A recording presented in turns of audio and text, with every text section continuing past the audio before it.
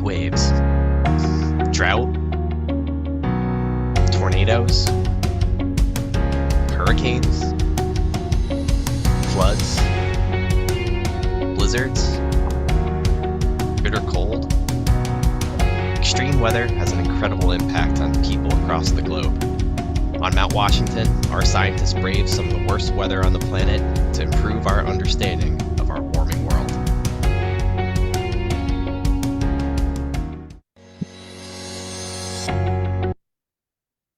All right, good evening and welcome everyone to Mount Washington Observatory's Science in the Mountains lecture series. My name is Brian Fitzgerald and I'm the Director of Education here at Mount Washington Observatory. Thanks so much for joining us tonight. And joining us from the summit of Mount Washington at the observatory's weather station this evening is Weather Observer and Education Specialist Alex Branton, who we will hear from in just a little bit. Thanks so much for joining. If you've joined through Zoom in the past on one of our programs, you're probably familiar with the observatory in our organization. We are a nonprofit member-supported organization with a mission to advance the understanding of the forces that create Earth's weather and climate. And we accomplish that through running our Summit Weather Station with around-the-clock weather observation and forecasting, by conducting research and product testing projects, and by developing and offering innovative educational programs. If you have questions tonight for Alex and her team, please feel free to use the Zoom Q&A button that you'll find just at the bottom of your toolbar there. If you're joining us on the live stream on Facebook, thanks so much for joining us that way. We won't be able to respond to your questions in real time, but we'll do our best to respond following the program here. If you'd like to join for a program through Science in the Mountains through Zoom for next time, make sure you register over at mountwashington.org. Alrighty, well, before I hand things over to Alex, we did come up with a few trivia questions for you all this evening. So if you're on Zoom, you will see some poll questions popping up in front of your screen right about now. We have 4 questions for you this evening. And for tonight, we have the first question. Always curious where folks are joining from. So perhaps it's a state within New England, perhaps it's outside New England, or even outside the US of A. And then we have 3 trivia questions here tonight that Alex may just well answer this evening. And if not, be sure you follow up to make sure we get the answers here. But the first question being, what is the warmest temperature measured on Mount Washington since the observatory's founding in 1932? Was it 82, 80, 75, 74, or 72? And I neglected to mention the units. These are Fahrenheit. It's Fahrenheit. So just keep that in mind. And then how many observations do weather observers on Mount Washington take each day? Is it 4, 6, 12, or 24? And then finally, what kind of educational background do Mount Washington Observatory weather observers typically have? Is it a background in environmental science, earth science, meteorology, engineering, computer science, or all of the above? I see quite a few of you have participated already, so I'll go ahead and close the poll in just about 5 seconds here. In 3, 2, 1, and I'll go ahead and end the poll and share some results. All right, well, just necking out New Hampshire, it looks like folks from outside New England are, at least a third of you are representing outside of New England tonight, but all states within New England well represented as well. And we even have somebody joining from outside the country. Welcome to all of you. And then for our trivia, it looks like we got pretty well split on the warmest temperature ever. Most of you, about a third of you, said 82 degrees Fahrenheit. The next most, 80 degrees Fahrenheit. Interesting. Okay. How many observations do weather observers take each day on Mount Washington? By far, most of you said 24. And last but not least, what kind of educational background do observers typically have on Mount Washington? And most of you said all of the above. So, all right, I'll go ahead and stop sharing there, and maybe we'll find out some of the answers to these questions, because I'm going to turn it over to tonight's speaker, who's joining us from the Summit Weather Station. Good evening, Alex. How are you? Hi, I'm doing well. How are you, Brian? Good. I almost said good morning, but I think that'd probably be more appropriate for Alexis, who's, maybe it's more her morning, but I know it's not the morning for you. So thanks for joining. By all means, take it away. I'm curious, what's it like up there? What's the weather like? And we want to hear all about what it's like to be a weather observer on Mount Washington. So thanks so much. Yeah, awesome. So we'll get started by talking about the current conditions on the summit. So what you're looking at behind me is our current summit conditions page. You can find us on our website if you're ever curious about what the weather's like on Mount Washington. Right now, wind speeds of about 32 miles per hour. So pretty average day in terms of wind speeds up here on the summit. Our temperature right now is about 29 degrees, but we are expecting to rise above freezing overnight. So pretty average temperature that we're experiencing right now, but again, expecting to get warmer. If you look at our 24-hour data, our peak wind gust only about 53 miles per hour, not super impressive for Mount Washington, but our low temperature about 13 degrees, so it was pretty cold up here in the past 24 hours. If we take a look at our auto road vertical temperature profile, we can see how temperatures change from the bottom of the mountain to the top of the mountain. So down at the base of the Mount Washington Auto Road, it's about 40 degrees. And up here on the summit, about 29 degrees. So quite a bit of a difference there that we're seeing on the Auto Road. And our visibility right now is about 1/16 of a mile. I'll go ahead and give you a look at the deck cam. It's dark out, not too easy to see much going on out there, but we're in the fog anyway, so not too much to see in terms of views on the summit of Mount Washington today. Pretty much in the fog all day. But so now that we've covered that, let's get started and talk about a day in the life of a weather observer. So this is going to be from my perspective up here on the summit. All of the other weather observers, I'm sure, will have a different story to tell if you talk to them. But I'm going to give you a general outline of what our day looks like. No 2 days are really ever the same up here on the summit, so this is just a general outline of how we like to structure our day, but lots of things can interrupt that every single day. But first, Brian already kind of touched on this, but we are a private nonprofit research and educational institution working to advance the understanding of Earth's weather and climate. And we are located in the White Mountains of New Hampshire at the summit of the tallest point of the Northeast, the summit of Mount Washington, with an elevation of 6,288 feet. So this is the building that we're housed in, the Mount Washington State Park Sherman Adams Summit Building. So we are located here in this corner with the instrument tower. We lease our space from the Mount Washington State Park, and we're in this corner here, which is where our office is usually at. If you visited the summit, you've probably seen this instrument tower, on the corner of the deck there. So getting to work can sometimes be a bit unique. In the winter, we use this snow tractor here. That's the only way we can safely get up and down the auto road, given the snow conditions. However, on a normal summer day when we're not dealing with snow, we either take a truck or a van.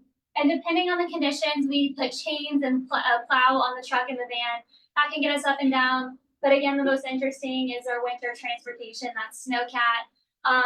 That's what we're in for most of the winter. And its top speed is about 8 miles per hour. So in the winter, it can take us anywhere from a couple of hours to upwards of 6 to 8 hours to get up here, depending on the weather conditions. This vehicle can handle a lot of varying conditions, so we're super happy about that. But there are times where maybe visibility is too bad and it can't make it all the way up the auto road. In those cases, we will delay shift change for a day, and the shift who's up here will have to stay one extra day. So when we get up to the top of the auto road, whether it be in the Snowcat, a van, the truck, we're going to unload and reload all of our gear. So all of the outbound gear, the gear that's coming up with the outbound crew, luggage, groceries, things like that, those are getting put into the building. And then we have to take down all of the downbound crew's luggage and all of our trash up here on the summit. We'll have to dispose of the trash at the lower elevations where we can find a dumpster, but everyone else's luggage is going down in the van. So there have been occasions where, at least a couple of times in my experience, where travel on the auto road wasn't possible due to washouts or unexpected early season snow. And in those cases, we actually took the Mount Washington Pog Railway. So this happened actually just a couple of weeks ago. We got about 19 inches of snow just in the span of one shift week. So our Snowcat wasn't ready for the season, so we could not get up the auto road in just our regular vehicle. So we did rely on the Pog Railway to get us up and down the mountain. The other case was in May of 2023, I believe. We had a bunch of rain. The auto road had a couple of washouts, and then it snowed about 20 inches on top of that. And due to those washouts, the road was impassable, so we took the Pog Railway then as well. So we do live up here for a week at a time. So I'm gonna just talk about maybe starting a normal day up here. So you know, I wake up usually at 4:30 in the morning and I exit out of the bunk room. This is what our bunk rooms look like. We can sleep about 17 people up here in these bunk rooms. But head into the instrument tower, kind of like living in a lighthouse. This tower links all of the floors of the building. So, you know, climb up the instrument tower, get to the office around 4:30 in the morning. And then at 4:30 is when I usually work out. We have a little exercise room where I can, you know, get moving a little bit. Living up here on the summit, sometimes the conditions don't allow for us to go outside for too often. So we rely on our little exercise room to stay active. And then at 6:30, I usually have breakfast and then get into the office. That's usually when our shift starts. So I always start my day with a Big Dave's Bagels and our Righteous Vices coffee. So great sponsors of the observatory who make really great food and coffee. So always start my day off with those things. And then at 6:45, that's when our first weather observation is being done. So this day the winds were gusting about 70, 80. And we had some snow going on, so I'm using the preset board in order to catch some snowflakes and look at their shapes. And then once I'm done with that, I'll go put the preset board back inside, check the temperature. It's foggy this day, so I don't really have to do too much in terms of observing. It's pretty quick. But also de-icing the thermoshack, so basically wiping off all of that ice so that the thermoshack essentially doesn't turn into an igloo. That's where our thermometers are kept, so we want to make sure they're reading accurately, they're not being interfered by ice. So de-icing is really important in terms of keeping that thermoshack clean and working properly. And then looking at those thermometers to read temperature, and that's pretty much it for observations in the fog. But we do our weather observations every single hour, 24 hours a day, 365 days a year. We go outside in all conditions. The only time we don't go outside is if there's lightning in the area, in which case it is dangerous for us to be outside. But it doesn't matter the wind speed, it doesn't matter how cold it is, in all those types of conditions, we're going outside every hour to measure the weather. Luckily, we have some great gear sponsors that keep us safe while we're outside of the elements. Eastern Mountain Sports, -33, MWOBS, Peter Limmer and Sons boots. All of that stuff is really great gear for us to use when we're going out and doing our weather observations. But we use a variety of weather instruments and our human senses in order to measure the weather. And we've been doing this for over 90 years. So we've been doing it for quite a long time up here on the summit. So when we're doing a weather observation, this is the most important part of our job. We're looking at things like wind, visibility, present weather, sky condition, temperature, dew point, relative humidity, and air pressure. So all of these things kind of go into our weather observation, and we use a variety of different instruments to measure these things. To look at the sky condition and clouds and stuff, we're just walking around and using our human senses to measure those things. The things like wind and temperature, we're using weather instruments. So de-icing is an hourly task that's done with weather observations. So I'll go ahead and full screen on here, but you take a look at the picture of that instrument tower, that's kind of where I'm on top of when I'm de-icing. Whenever we have icing conditions on the summit, which occur whenever we're in the fog at below freezing temperatures, the water droplets that make up that fog are super cool, we like to say. So they exist at below freezing temperatures.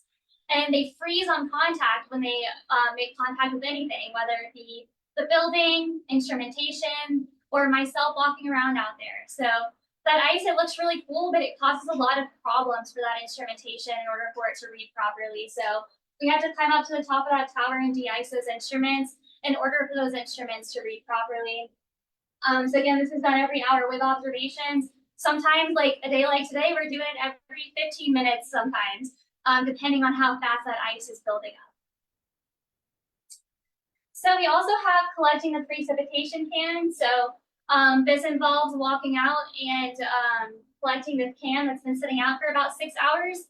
It basically catches all of the precipitation, whether it be rain, snow, sleet, hail, anything like that. And then we bring it inside and measure it with a ruler.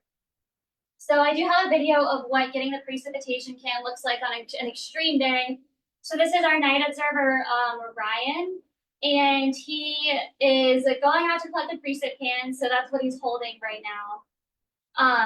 But you'll notice as soon as he rounds the corner of the building, it gets a lot harder for him to make sure he can stand up and walk. So we keep the precipitation can pretty far away from the building so that there's no interference with wind currents or buildings, so that we get an accurate measurement of the snow. So that funnel looking thing is where we keep the precipitation can. He says getting to the precip can is not the difficult part. It's once you make the swap, you have to keep the can upright. And that's so you don't spill everything inside of that precip can. Because if we spill it, there's no way to get it back, and we have to then estimate our precipitation, which isn't as accurate as an actual measurement. So now that he has the precip can with all of the snow in it, he has to make his way all the way back to the building. And you'll notice if you look at the ground, it looks pretty icy. So when we have high winds, it essentially blows all of the snow off of the summit and exposes the icy conditions below our feet. So we have to make sure we don't slip. We also have to make sure that any chunks of ice blowing off of the buildings around us aren't going to hit us, all without spilling that precipitation can. So it tends to be a little bit more of the exciting part of the job in terms of going outside, getting that adrenaline pumping in the high winds. But that is what getting the precipitation can looks like, so we can measure our precipitation. So now we've looked at kind of what a weather observation, what have we observed in the past 92 years up here on the summit? We'll start with the extremes. So the fastest wind speed we've ever recorded on Mount Washington is 231 miles per hour. That was measured in 1934, just 2 years after the observatory was founded. And that was the highest wind speed ever recorded by man ever recorded on Earth at the time. That record has since been broken by a tropical cyclone off the coast of Australia. However, that was measured by an automated weather station, whereas ours was a fully staffed weather station. So that's now why we say we have the highest wind speed ever recorded by man. The warmest it's ever been on Mount Washington, and for as long as we've been taking measurements, it's 72 degrees Fahrenheit. That's the warmest it's been up here. The coldest it's ever been in observatory history is 47 degrees below zero. So if we have any New Englanders here, I'm sure a lot of you remember it got super cold in the February of 2023, and that's when this 47 degrees below zero was measured up here on the summit. At the time, wind speeds were about 120 miles per hour, giving us a wind chill of about 109 degrees below zero. So that's what the conditions were like during that time. And yes, weather observers were still going outside as often as every 15 minutes to make sure we're getting that temperature measurement with our manual instrumentation during that event. The maximum annual liquid equivalent precipitation, so this is what we would get if we were to melt all of the snow that we got in a calendar year and combine it with all of the rain that we measured in a calendar year. That would give us our liquid equivalent precipitation. So the most we've ever measured up here in a year is 130.14 inches of water. And the maximum seasonal snowfall, the most snow we've received in a year, is 566.4 inches of snow. That's about 50 feet, so that's a lot of snow, and I believe that was the winter of 1969 that provided that high snow year. The average values that we see on Mount Washington for the year, our annual average wind speed about 35 miles per hour, but that's skewed a little bit more towards the summertime when winds are generally a lot more calm. And in the winter, we exceed 100 miles per hour every 3 days, statistically speaking. Our annual average temperature is about 28 degrees, and our annual average snow is about 281.8 inches. Our annual average liquid equivalent precipitation about 91.23 inches, and annual average days of fog. If you've never been to Mount Washington, you know that chances are when you come up here, it's probably foggy. It's about 220 out of 365 days a year we're in the fog up here. So that's about 60% of the year where Mount Washington is obscured by a cloud. So I just wanted to show what different wind speeds look like up here on the summit of Mount Washington. What do these different wind thresholds look like? So this right now, about 30 miles per hour and then 50 miles per hour, a little bit harder to walk in. 70 miles per hour, still getting a little bit harder, and you can see a lot of that rime ice building up on the deck there. So this is 100 miles per hour, so almost impossible to stand up consistently. I believe that was a 118 mile per hour gust. But we were still going outside in the wind to measure, take our weather observations. So again, we do go outside in all conditions, including 100-mile-per-hour winds, to take our weather observations. So why do we have this extreme weather up here on Mount Washington? We're a pretty small mountain compared to the rest of to other mountains throughout the globe. So what makes Mount Washington special? We can narrow it down to three major things: the topography, so the natural arrangement of the White Mountains; the Venturi effect, the increase in wind speeds as air flows over the mountain; and storm tracks, the high frequency of storms in New England. So if we take a look at the topography of the White Mountains, I'll go ahead and zoom in here. If you look at that top picture, it's really easy to see that Mount Washington is just much taller than everything else around us. So that prominence of Mount Washington is really what we accredit our high wind speeds to. We're the tallest mountain within about a 1,000-mile radius, so there's nothing to obstruct the winds as they're approaching the summit of Mount Washington. So also, if we look at the topography of the mountains around us, here's Mount Washington right here, and the other high peaks around us kind of are arranged in sort of a funnel like that. So if we take into account the prevailing wind direction we see here in New England, the most common direction winds are blowing from, and that is the west here. As winds approach the summit of Mount Washington, they're actually being funneled in towards the summit. So that squeezing of those winds, that constriction of the winds, is what acts to increase that velocity of the winds, which is known as the Venturi effect.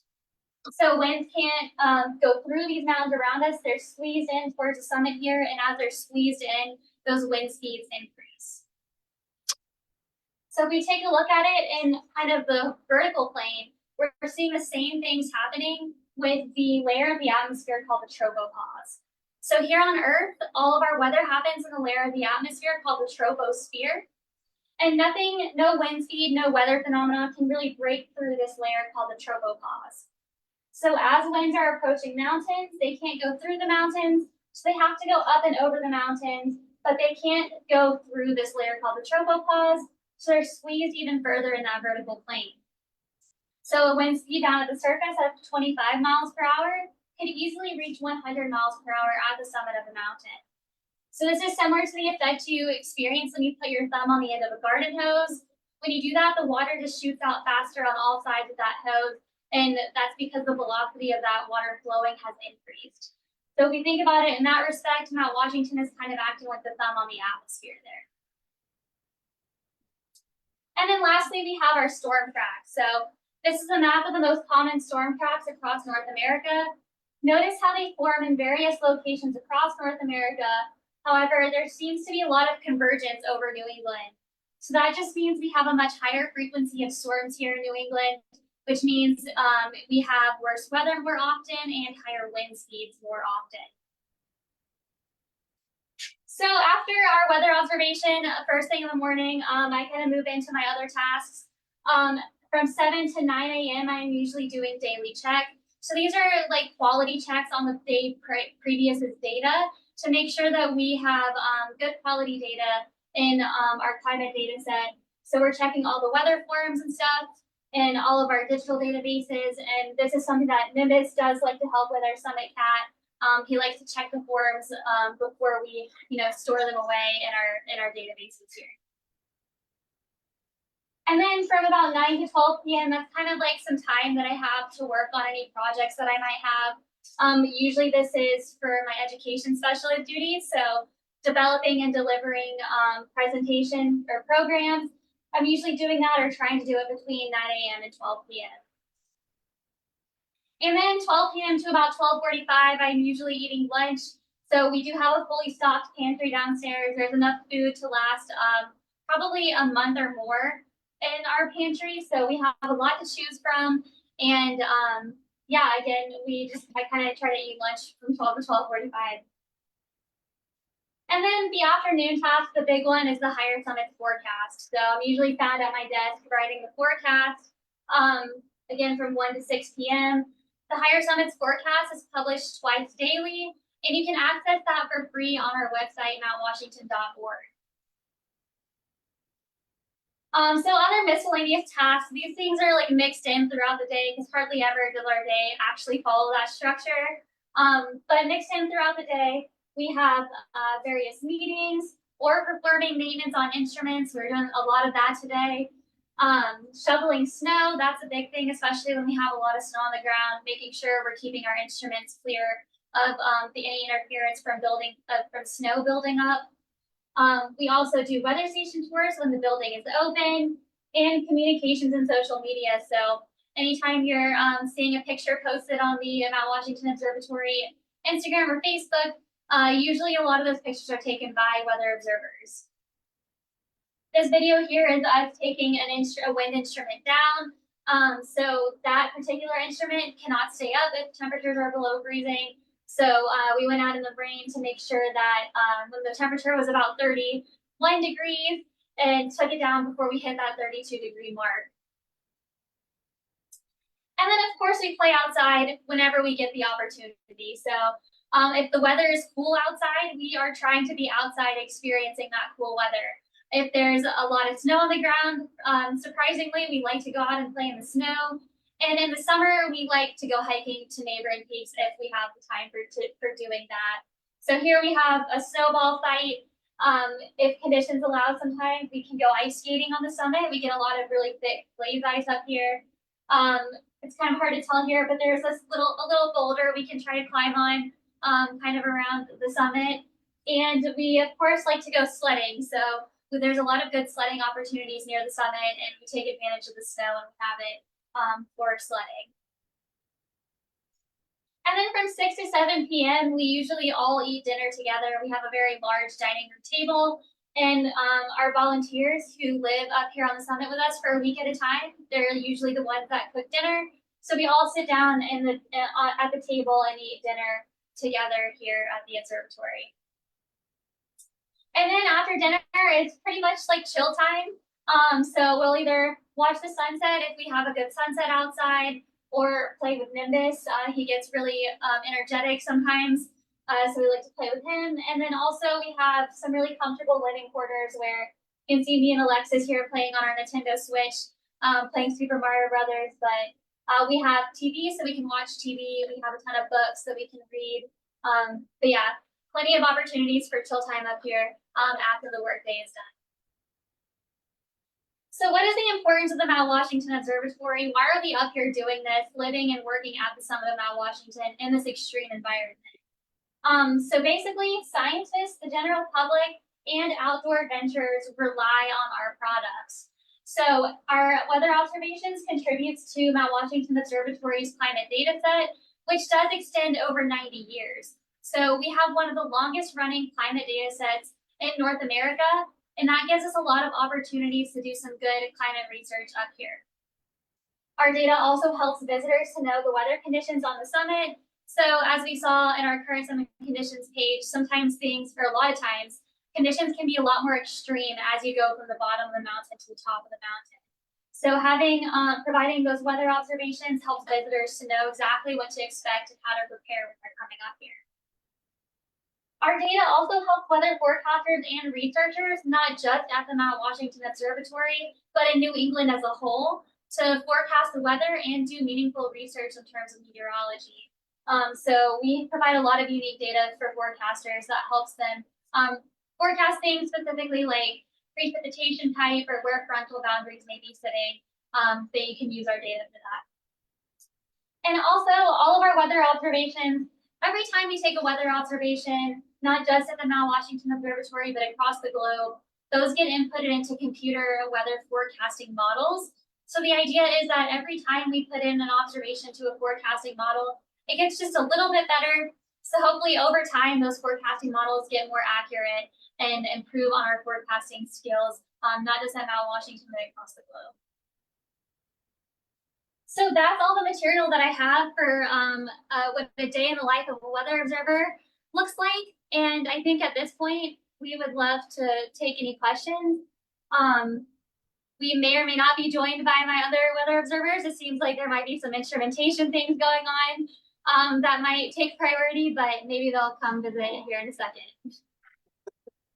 Thanks so much, Alex. I really appreciate that. I really appreciate you putting on a special program like this because, as you sort of mentioned, obviously one of your core specialties is educational programs. And so I know you get to present quite a bit, but this is a different and even sort of special program that came together because folks who joined Science in the Mountains really wanted to know about this topic. I kept seeing about it in our surveys. So if you're joining Yeah. on Zoom, would welcome you to submit a question through the Q&A button. There's already quite a few of you who have submitted questions, so thanks so Yeah, much. and just interject here, Brian, it looks like Yeah. Charlie has made it.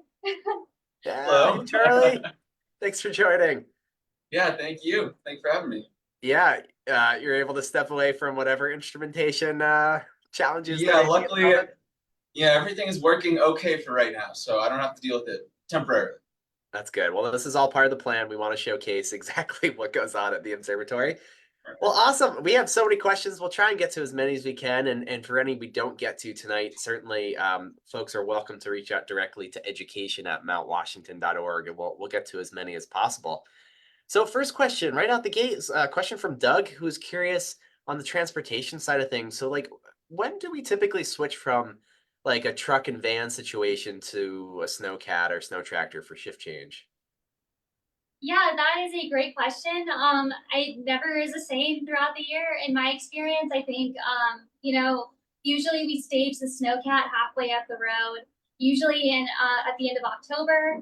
And then we'll kind of go halfway up the road with truck and chains through most of November and December, and then switch into the snowcat halfway up the road and then take the snowcat the rest of the way. However, once we move into January, February, March, probably sometimes even through May, we're taking the snowcat all the way up and down the road. Yeah, we could have used the snowcat our last shift, but this shift we'll be getting down in our van just fine. Yep, and plows on trucks and all that good stuff. Oh, Oh, man. you know it. Well, man, there's so many good questions here tonight. I might lump a few of these together. Well, Charlie, since we have you in instrumentation, I know you and your shift mates there are usually transfixed on some of those items. The question was actually, Alex, I don't know if you can help maneuver the camera or maybe discuss a little bit some of the instruments that are just to your left-hand side there. And also maybe in sort of describing some of those as well, highlighting one of the older instruments. There's a question, and apologies, I've already lost your question and your name here. Oh, from Matt, was curious, how do you ensure the accuracy of readings from nearly 100-year-old instruments? Maybe you could share a little bit about some of the instrumentation behind you and some of the maintenance associated with that. Yeah, I know Charlie can talk a lot about instrument maintenance, but first I can talk about these. This is our digital barometer. Thanks, Charlie. This is our digital barometer. This measures air pressure and also corrects it for sea level pressure. So we have pressure here at the summit about 814.63 millibars. That's the same as pounds per square inch. And then we have 1,026.75 millibars at the surface. So we have about 8 pounds per square inch of air pressure pressing down on us up here, as opposed to 10 down at the lower elevation. Here we have our haze chart. So this is kind of like graphing the wind speeds. It kind of works like a seismograph, and that this needle, it's kind of hard to see, moves back and forth in accordance with the wind speeds. And this paper rotates on this device for about 24 hours a day. Then we switch the paper to the new day. This has been in use since the 1950s, and we still keep every single haze chart that we record every single day. And then below us, we have the barograph. This is another analog instrument where it has a needle. It utilizes, I believe, like an aneroid barometer, like a wafer inside of there, and it compresses and expands according to the wind pressure or to the air pressure, and moves the needle back and forth, up and down, so that it can track the tendency of the air pressure. That's been in use since about 1980. In terms of other weather instruments, our wind instruments are, those are the most unique. We developed those in-house. This is what a typical anemometer looks like. 3-cup anemometer spins around in the winds and measures that wind speed. However, these don't work very well in Mount Washington, so we had to design our own. And I'm utilizing a pitot tube. So this is the same thing they use on airplanes to measure airspeed. So anytime you're on an airplane, one of these is telling the pilot how fast the plane is moving through the atmosphere. The only difference is here it tells us how fast the atmosphere is moving through the pitot tube. So we put a wind vane on the back of it so that it points into the wind, and that's how we measure wind speeds up here on Mount Washington. And then the last thing I'll talk about is the sling psychrometer. This is a pretty old instrument, and actually we've been using these since the 1930s, but it's a device with two thermometers on it, a dry bulb thermometer and a wet bulb thermometer. The wet bulb thermometer is the same as a regular thermometer, but it has a cotton sock on the end of it that we dip in water, and then go outside and demonstrate slinging. Spin it around really fast until all that water evaporates off the cotton sock. Thanks. And as that water evaporates, it takes heat away from the air around it and causes that thermometer to read a lower air temperature. So the dry bulb thermometer just measures the regular air temperature. The comparison between those two different air temperatures allows us to calculate dew point and relative humidity. So in terms of making sure all of our data is consistent, we've been using a lot of the same methods to measure the weather up here since the 1930s. And that makes sure that, again, our data is consistent. But in order to quality check the instruments back in the 1930s, I don't know too much about that. Yeah, back in the 1930s, from what I understand, a lot of the verification was done after the fact, especially with our world record wind speed. So observers at the time when the world record wind speed was happening, they were counting out the amount of clicks per about 20 seconds and using some fancy math to try and figure out how fast the winds were. Well, then they passed those calculations down to the MIT laboratories and Blue Hills Observatory in order to kind of cross-verify and make sure that their calculations match the other people's calculations. So that's kind of how they verified their data back in the day, kind of more after the fact. Then current day, we do all of our quality control checks on our data the day afterwards. So it's all pretty much current time and current real-time data that we're editing and trying to make sure it's real good quality before we put it into our database to then send out to the public or whoever's researching.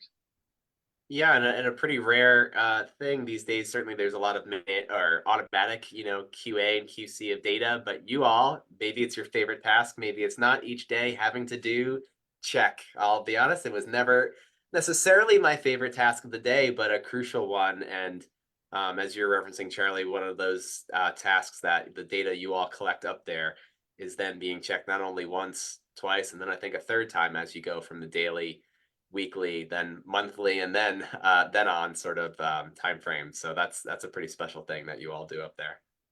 I'm really curious. Ken asked a nice question here, and even Tim was asking a little bit about some of your backgrounds. And we asked the question in trivia about educational backgrounds and all that. But Ken was really curious. What's your educational background, Alex and Charlie? How did you guys find your way to Mount Washington? And where does this fit potentially on, the evolution of your careers and places that you might see yourself going in the future? I know it's a few different questions, but I don't know, Alex, if you'd be willing to start a little bit on that. Yeah, so I grew up in Pensacola, Florida, and, I was exposed to really cool weather, hurricanes, and actually on a couple of occasions, sleet. So frozen precipitation falling from the sky. So I was just always curious about the weather, always interested about the weather. And then actually, I think I was having a conversation with my mom, oh, what should I be when I grow up? And my mom was like, well, you should probably be a meteorologist. And I was like, yeah, that's probably right. So then I kind of went through my public school education, preparing for that. And then I went to college at the Florida Institute of Technology, studied aviation meteorology and also air traffic control. And then I always kind of knew about the internship at the Mount Washington Observatory. So when I felt like I had developed enough of a background, I applied and then got the internship, spent the summer up here. And then after graduating college, was hired full-time here as an observer. And I'm kind of enjoying my time right now. I like the extreme weather. I like the variety. Alexis just walked through to weather observation. But, I enjoy the variety of work that we get to do here at the observatory. And that's kind of where I came from. Yeah, and I grew up not too far from here, Concord, Massachusetts. So I grew up in the New England area, kind of loving all of the New England weather that we had, especially when I was in school and we got school canceled due to snowstorms. That was definitely one of my favorite events. So I kind of grew up with a passion for the weather and always wanting to investigate storms and trying to look at them a little further than what was just happening outside. I was able to turn that passion kind of into a career. Through high school, I took my first weather class. Realized that I could finally turn that into a career. It wasn't just something I liked to look at outside. And then from there, I went to Plymouth State University, which is only about an hour south of here in the White Mountains. I went there for 4 years to get my bachelor's degree. And during that time, I was also an intern at the Observatory down in the Valley with our current IT director, Keith. And also Brian was in the same office, so I've met with him a few times. And then from there, I kind of used that internship to guide me into becoming more of a researcher in my career. So that's when I decided to go back to grad school. And luckily, Plymouth, when I was in my bachelor's degree, they decided to add a 4+1. So over the course of 1 year, I was able to get my master's degree and finish that up. And then within 2 weeks of handing in my thesis, I was able to come up here for the first time. So it was pretty fortuitous with being able to graduate and study the weather just in the White Mountains and working in the White Mountains at the top of the White Mountains, essentially. And I kind of see this as the launching point for my career as a climate and weather researcher. I love the work I do here. I don't really see myself leaving anytime soon, but we'll see what happens. Definitely going to be a great launching point as we are doing a lot of cool climate and weather research here currently. And hey, Charlie, well, since you're mentioning it, I know Joanne was curious, some of the research projects that you've worked on, and I don't know if maybe you can mention just maybe one example of a research project that you're currently engaged in, and then Alex, even just if there's like a notable educational program, a highlight for you of late. I'd be curious. Yeah, well, the big project that I've been working on for the better part of a year now, and also my person who had my job before me was also working on as well. So it's been working on for about 2 years as a project. It's called the Rain on Snow Project. So it's trying to figure out when rain falls on a pre-existing snowpack here on the White Mountains, and specifically here on the summit of Mount Washington. We're trying to figure out the who, why, what, where, and when of these types of events, trying to figure out the nitty-gritty over the past 40 years of when these really occurred and what the characteristics of them are here in the White Mountains. So that's kind of the big research project I've been doing. Aside from that, I've also been working on what's called a snow to liquid ratio project. So trying to figure out how many inches of rain equals a couple inches of snow up here. So a lot of people like to think it's about 10 inches of snow for 1 inch of rain. Well, up here, we're really a lot more variable due to some of the fun physics that we have up here at the mountain. So what we're trying to figure out over the next few months is what that ratio really is up here. Yeah, and in terms of cool education projects, I think the first one that comes to mind is the Eclipse program that we developed back in April. That was a really cool project, a really cool event that we got to observe here in New England. So we took advantage of that, developed a program to teach kids about weather and climate and how that affects their viewing of the eclipse, but also how to interpret a forecast and apply it to an event that's happening right outside of their back door. So that was a really fun project to work on that got to incorporate a lot of different topics in order to celebrate this eclipse that was happening.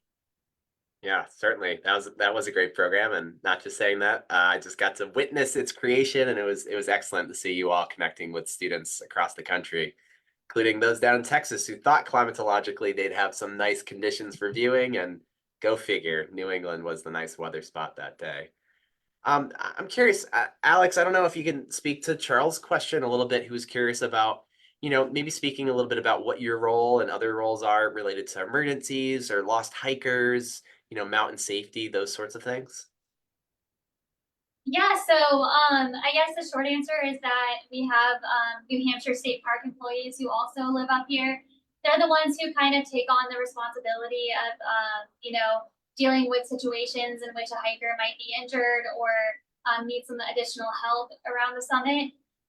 If there's a serious rescue that's needed, it's usually New Hampshire Fish and Game or volunteer search and rescue that takes that on. We don't have that much involvement in terms of, helping hikers outside. Sometimes hikers come up here and they think they're in danger, but really we're like, you're just a little cold, you need to go down, before you are up here for too long. So that's usually the most involvement that we have in terms of like helping hikers around the mountain. Sharing with them the resources they can use next time so they can know what the weather's like the higher summits forecast. That's always a good thing that we do too. And I'm sure getting calls from Fish and Game and others who are curious about what the weather conditions are looking like to help aid in search and rescue missions, right? Yeah, that's exactly right. Sometimes we do get phone calls, if there's a rescue going on or if they're trying to investigate why a rescue is needed, they'll come asking for some weather data, which we provide them. Yeah, last December, the Mount Washington Avalanche Center decided to call up and ask us about what the weather conditions were so they could figure out if they could bring in a Black Hawk helicopter or not to evacuate someone from Great Gulf Wilderness who had fallen in an avalanche. Yeah, and that thankfully does not happen a lot, but certainly they want to know exactly what the conditions are like for those sorts of scenarios.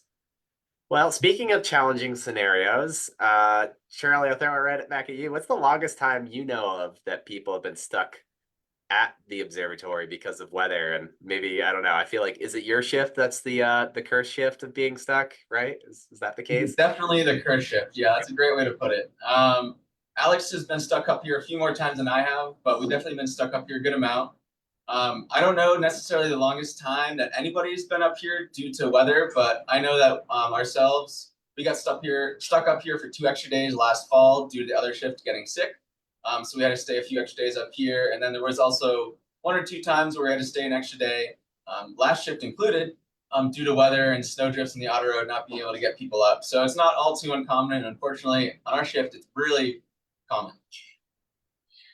Yeah, and I think I heard stories of my observer Ryan Knapp, who's been here since 2005. I think the longest streak he's been up here is 14 days ish, but maybe Brian, you know a little bit more about, streaks on the summit. I don't know the exact number, and Alex, I believe you mentioned it at one point, but in case you didn't, your schedule's week on, week off. So you're up there, technically 8 days in a row, then 6 days completely off the mountain.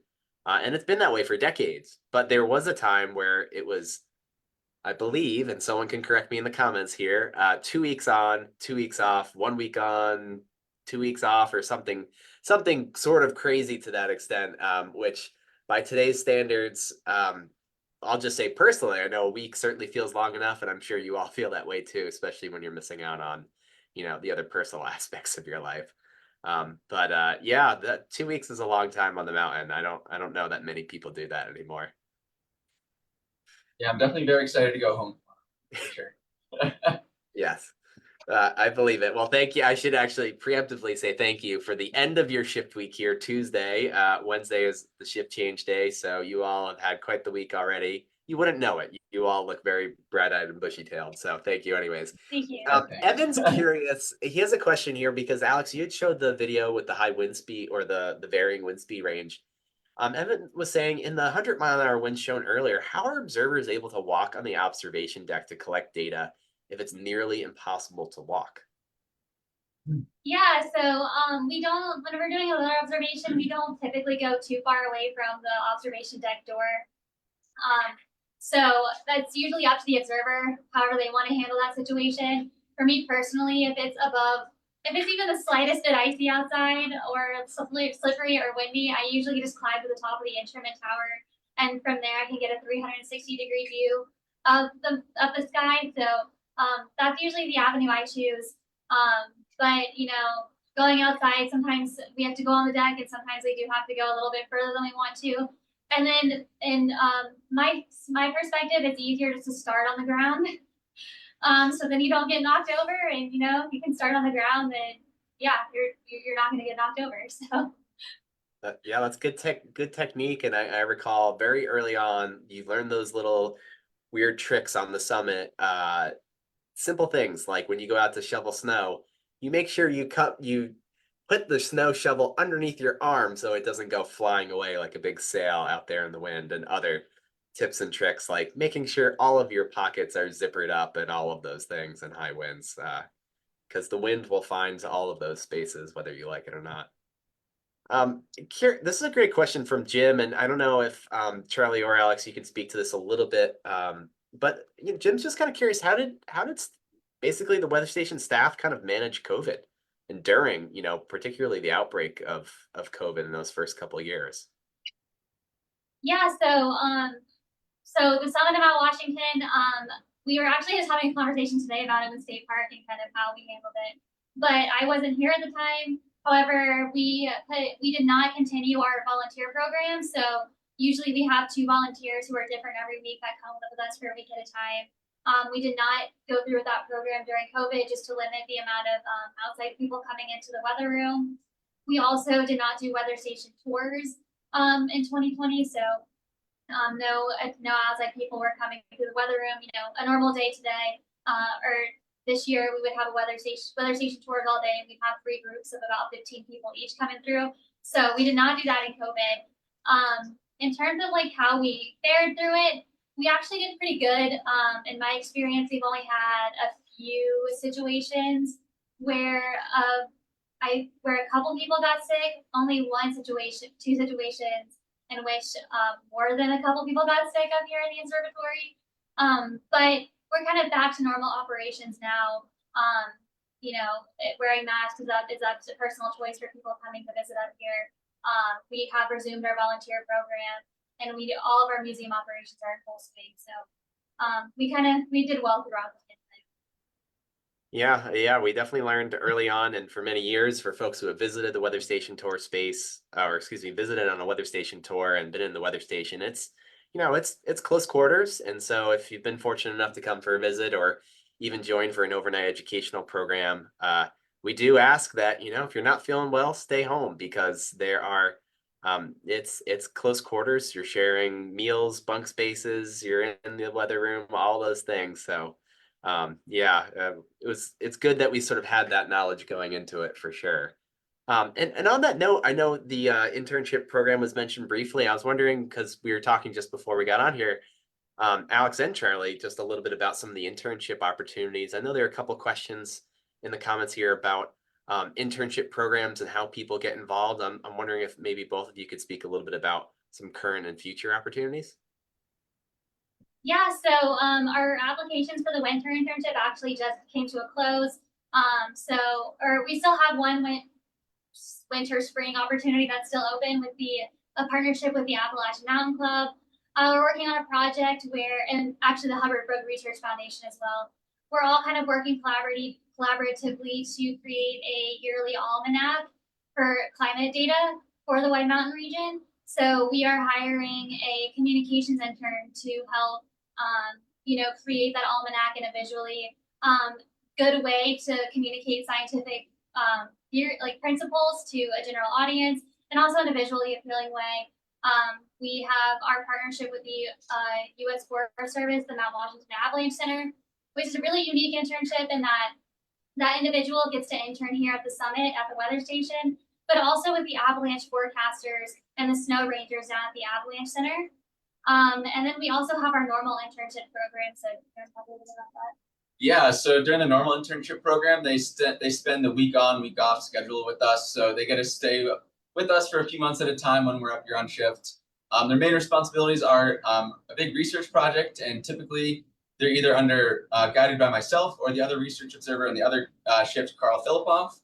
We kind of guide them to try and make sure that they're starting a project that they're interested in and that can also benefit the observatory, and just try and be that mentor along the way to try and help them out with any research questions they might have, because a lot of the interns we do have don't really have necessarily a lot of research experience, but do want to get it. And then this is their first opportunity to have it. So we are kind of trying to help them build that experience and build those skills right here at the observatory.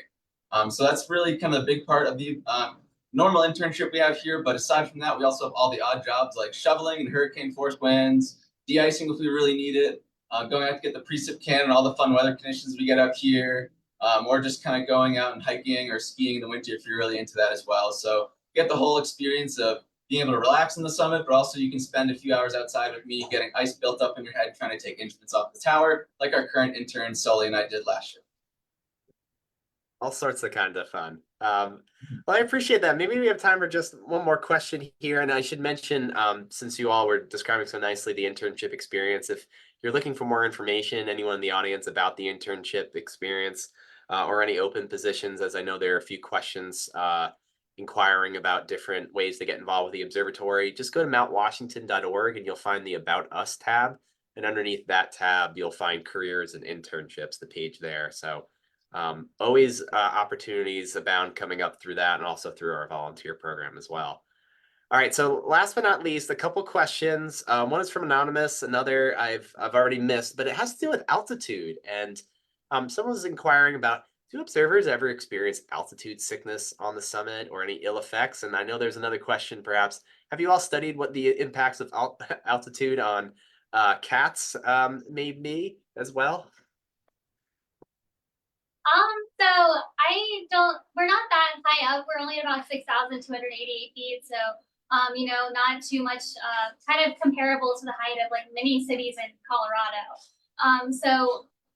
We don't experience too much altitude sickness up here. we do experience, you know, a little bit of a decreased amount of oxygen. So walking up and down stairs, you might get a little bit more winded than you typically would down at sea level. I do know sleeping up here is something that some people have to take time to adjust to. Not me personally, but I do know some people do have to adjust for that. In terms of you know, altitude effects on cats, Nimbus is naturally a pretty crazy cat, so I don't know if that has to do with altitude sickness or if he just has a lot of energy. I think Charlie's going to grab him real quick.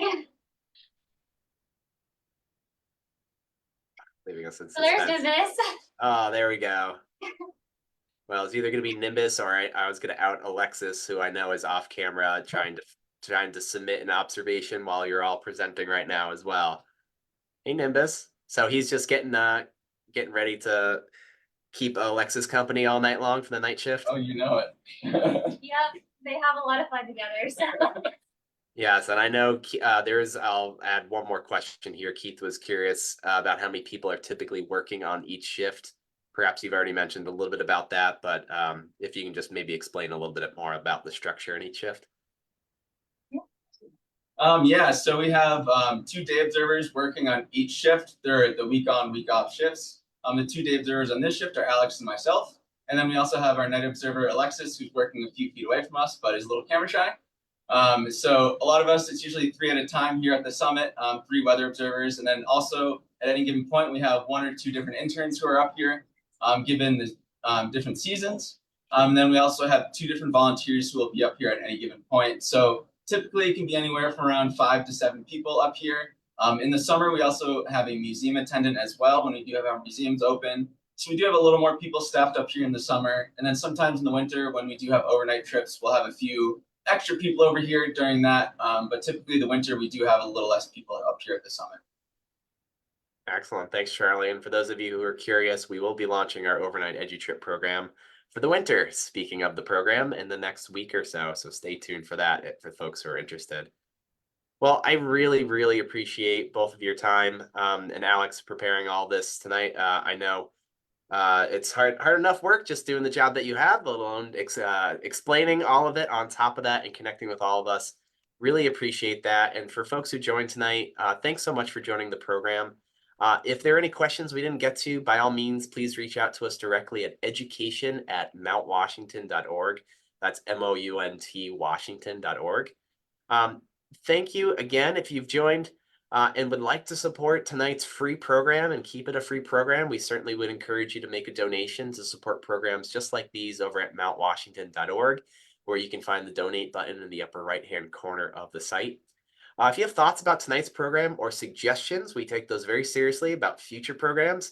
Please do take some time to fill out our Google Form survey, which will show up in the Zoom window here, and also in a follow-up thank you email as well. And then finally, don't forget to join us for our next 2 Science in the Mountains programs. The next one's at a special day and time. It will be on Friday, November 15th at 6:30 p.m. It's going to be a special discussion with local guide and search and rescue member Joe Lentini.